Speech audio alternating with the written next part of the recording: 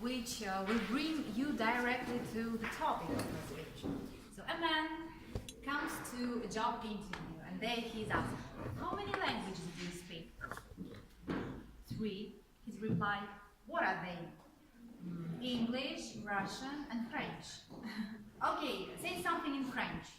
Guten Tag. This is German. Okay, then I speak 4.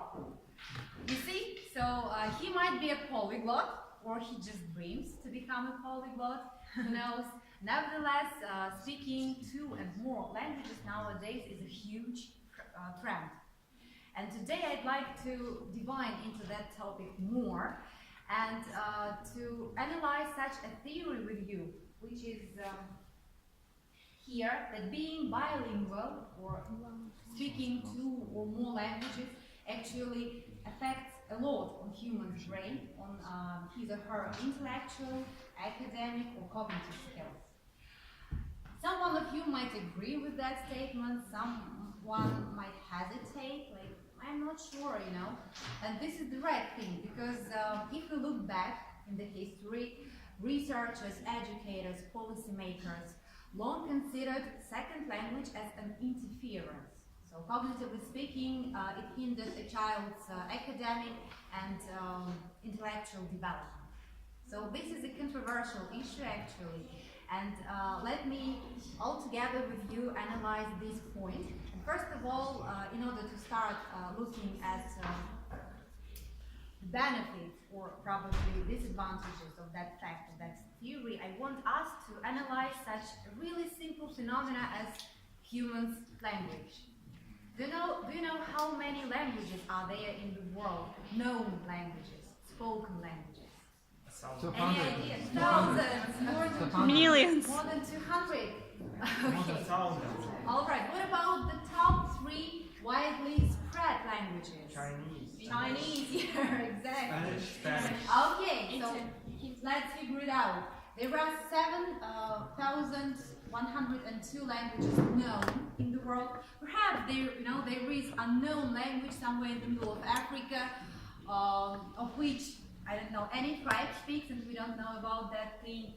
3 most spread languages, don't confuse with spoken one, are English, Chinese, and Spanish. 70% of the countries are multilingual. Actually, it's about 178 countries. Over half of world population are bilingual. And for me, it's not, surprising, because right now I'm standing in the audience among people who are bilingual actually somehow, on their own degree, right? Because you guys, you speak 2 languages at least, some of you 3 or even more languages. So this is a really nice thing to recognize.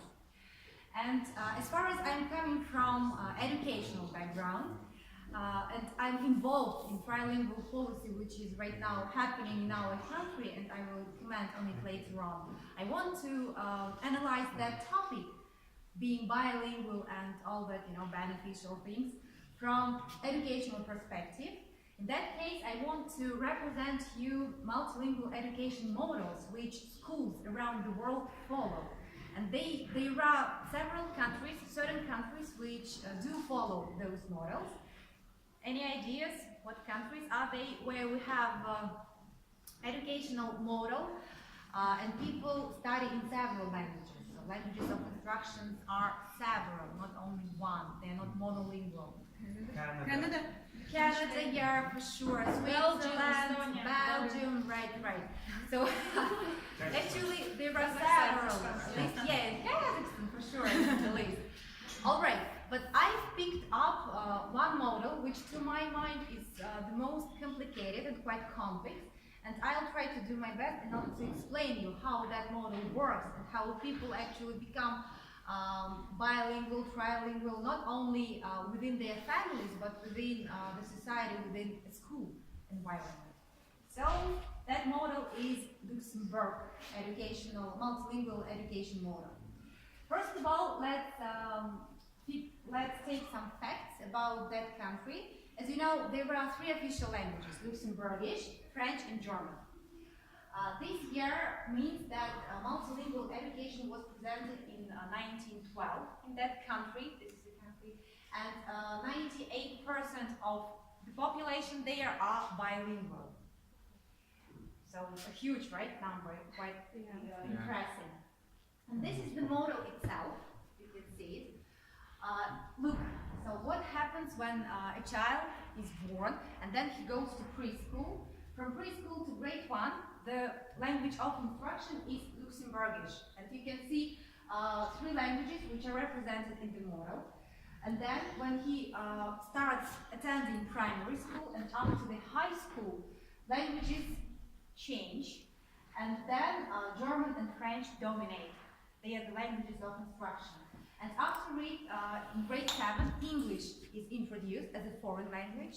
And one really interesting fact about that model and about schooling, let's say, in Luxembourg is that in high school, students are, so they are taught in German and French. All the materials are in both languages, but they are recommended and required to discuss those materials in Luxembourgish. You see, so that's why that language always is always present. And finally, when a student graduates school, he is fluent in 3 languages, at least, so which are Luxembourgish, French, and German.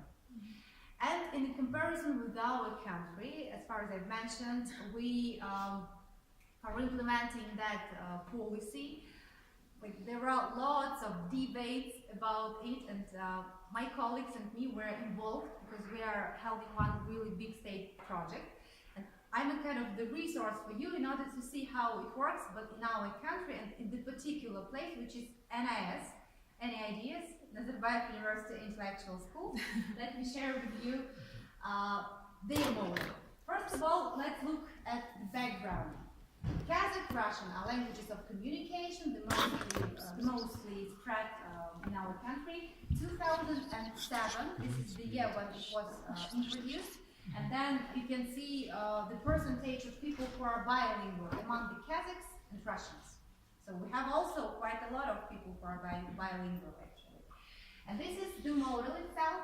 You can see that there are 3 languages, L1 and L2 are independently Kazakh and Russian, depends on the primary status of a language. And L3 is in most cases English. So L1 you see is present from grade 3 to 10, and then in high school the situation totally changes, so it differs. L3, which means English, becomes a language of instruction, so they get a lot of information in English actually. And then students from NIS schools, fresh graduates, are supposed to obtain L2 and L3 on the level of C1, which is proficient. All right. And to conclude my speech, I'd like to tell you that personally me, I'm a bilingual person because I speak 2 languages quite, freely and without any obstacles. But I studied French, for instance, and honestly speaking, totally forgot it. And one more thing why I decided to research that topic is that I have a friend, and right now she lives in Paris, in France, and she has a daughter. And her daughter is 2 years old, and she, neither speaks Russian nor French. Because why? This is the situation of the process, right, of the actions and the right order of it. And on that note, I'm inviting Almat Javash, because I'm out of time, to continue